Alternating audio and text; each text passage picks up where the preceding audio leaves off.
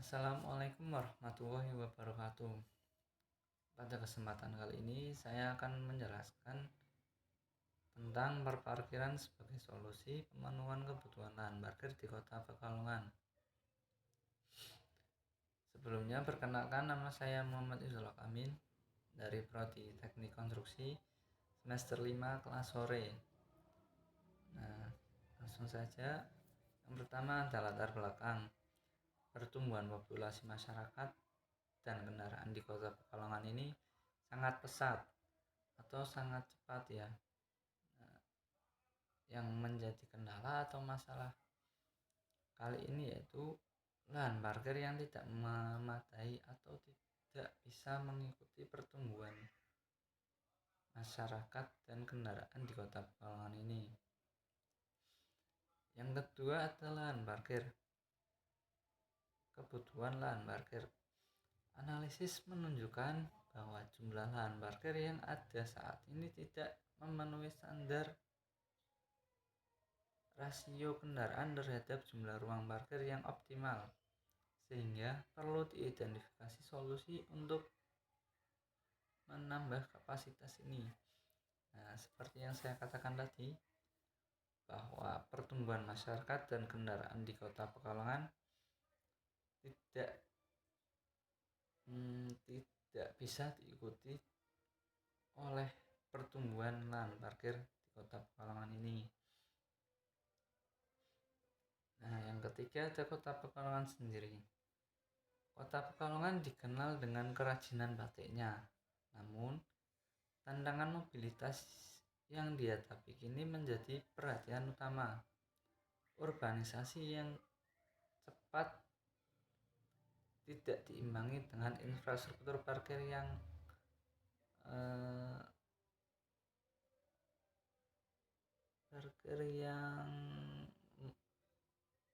memadai. Nah, sini ada kondisi perparkiran saat ini. Statistik parkir menunjukkan bahwa kebangkitan kendaraan pribadi dalam beberapa tahun terakhir dengan rasio satu ruang parkir untuk setiap 5 kendaraan ini menunjukkan bahwa kekurangan yang signifikan dalam kapasitas parkir. Yang kedua ada masalah yang dihadapi. Nah, kebutuhan ruang parkir di Pekalongan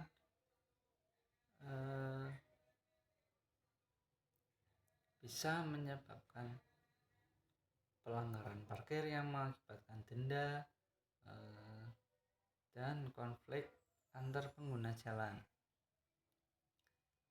Yang ketiga ada kepadatan lalu lintas. Lalu lintas yang padat disebabkan oleh kekurangan lahan parkir atau orang yang sedang mencari area parkir, ataupun orang-orang yang parkir sembarangan di pinggir jalan. Nah, itu bisa menyebabkan macet atau kepadatan lalu lintas.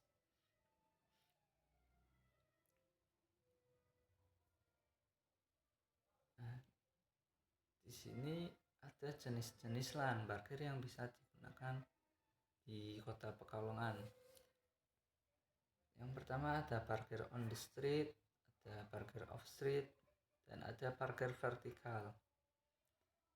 Yang pertama ada parkir on street.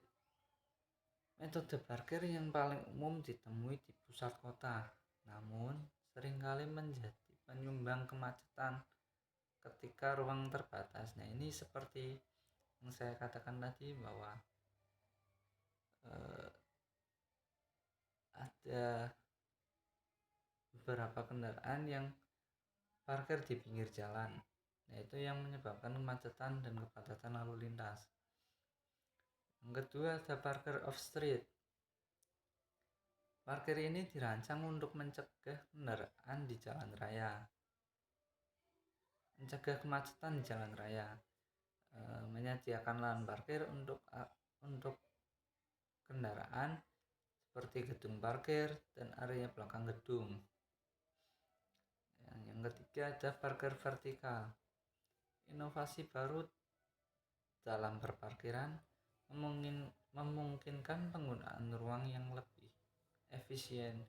Tipe ini sangat bermanfaat di area yang terbatas pada lahan parkir. Nah, mungkin yang bisa digunakan di Kota Pekalongan ini yang parkir vertikal ya, karena lahan parkir di Kota Pekalongan sendiri sangat terbatas atau sedikit. Nah, mungkin bisa menggunakan jenis parkir vertikal. Dampak dari kekurangan lahan parkir sudah jelas ya. Yang pertama, kemacetan atau kepadatan lalu lintas. Yang kedua, ada kualitas udara. Yang ketiga, ada kenyamanan pengguna.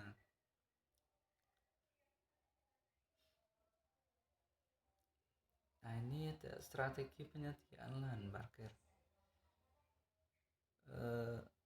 Yang pertama, ada perencanaan kota.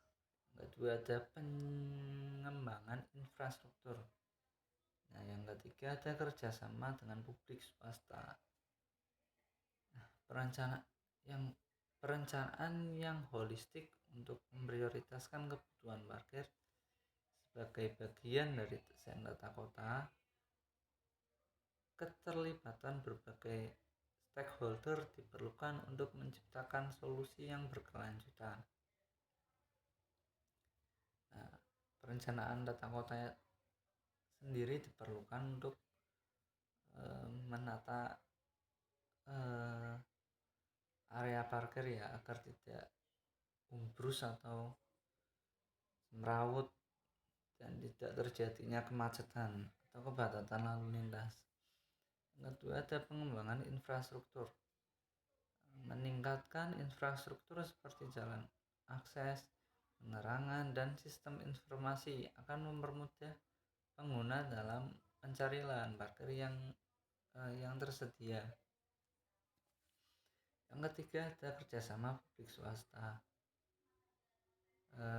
Kemitraan antara pemerintah dan sektor swasta dapat membantu mempercepat pembangunan fasilitas parkir yang terintegrasi dan efisien. Selanjutnya ada inovasi dalam berparkiran.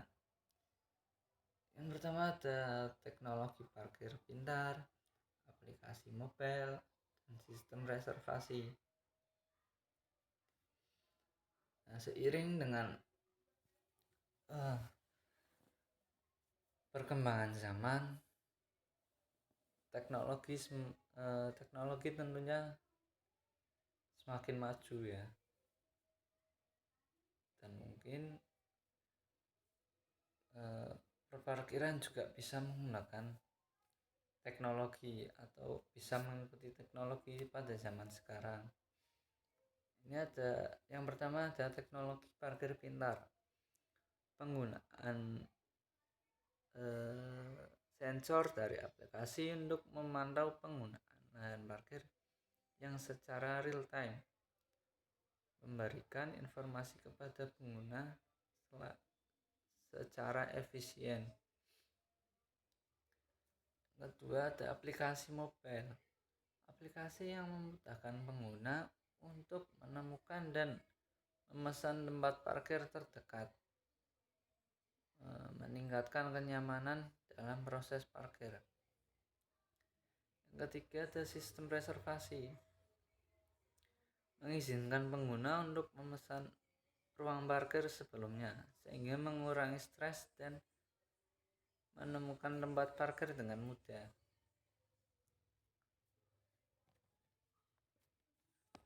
Selanjutnya ada regulasi dan kebijakan.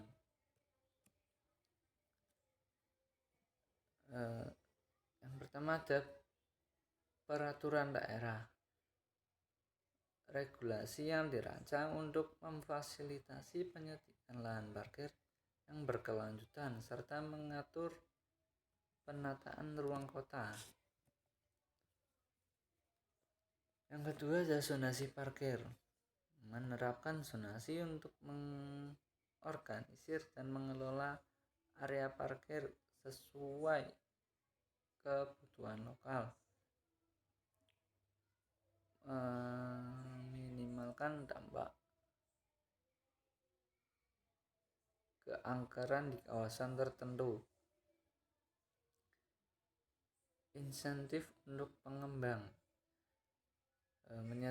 menyediakan insentif bagi pengembang untuk membangun fasilitas parkir sebagai bagian dari proyek baru mereka, mendorong kolaborasi sektorasi yang lebih baik. Nah, ini ada studi kasus dari kota lain.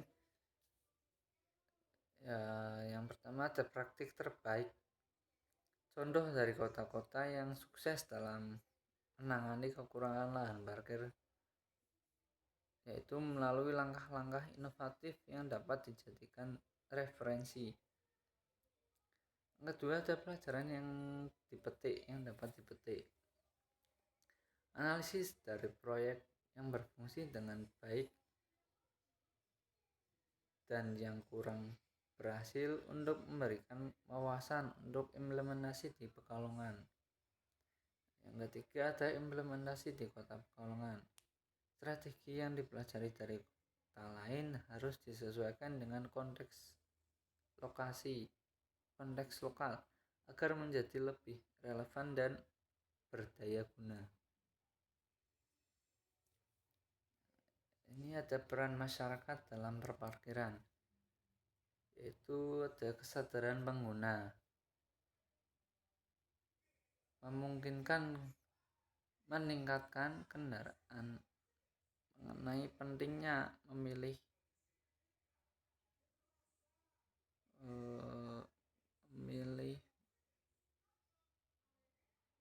transportasi yang berkelanjutan dan bertanggung jawab dalam penggunaan fasilitas parkir. Yang kedua ada partisipasi dalam perencanaan, melibatkan masyarakat dalam proses perencanaan lahan parkir untuk menciptakan solusi yang lebih inklusif dan efisien.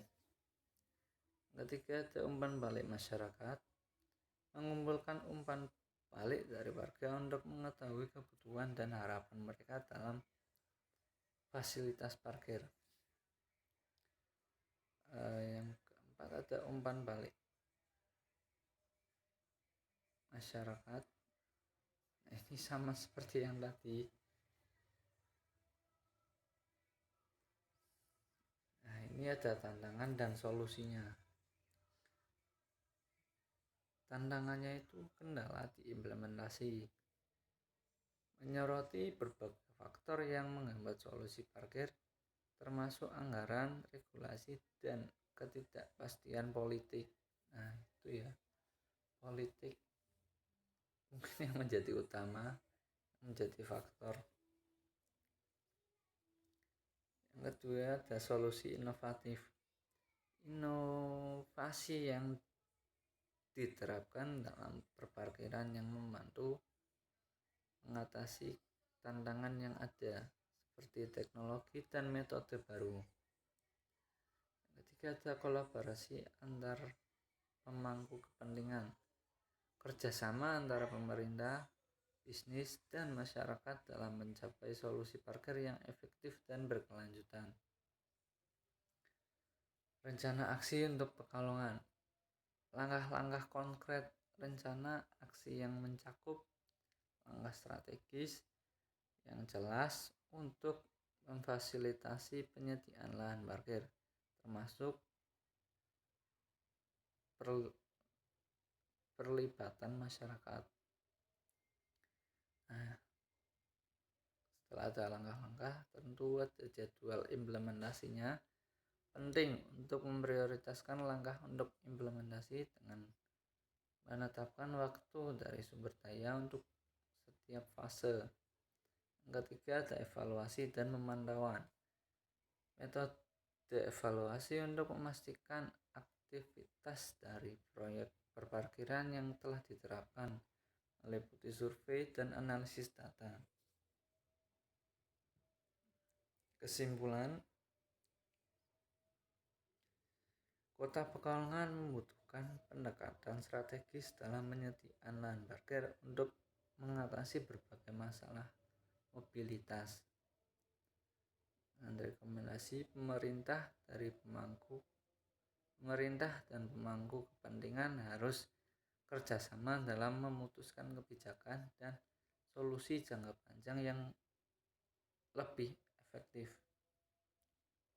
Nah, untuk langkah kedepannya, pelaksanaan langkah-langkah yang diusulkan harus disertai dengan monitoring terus-menerus untuk mengakomodasi perubahan kebutuhan masyarakat.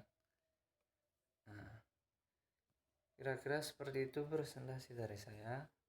Apabila ada salah kata, sekian, terima kasih. Wassalamualaikum warahmatullahi wabarakatuh.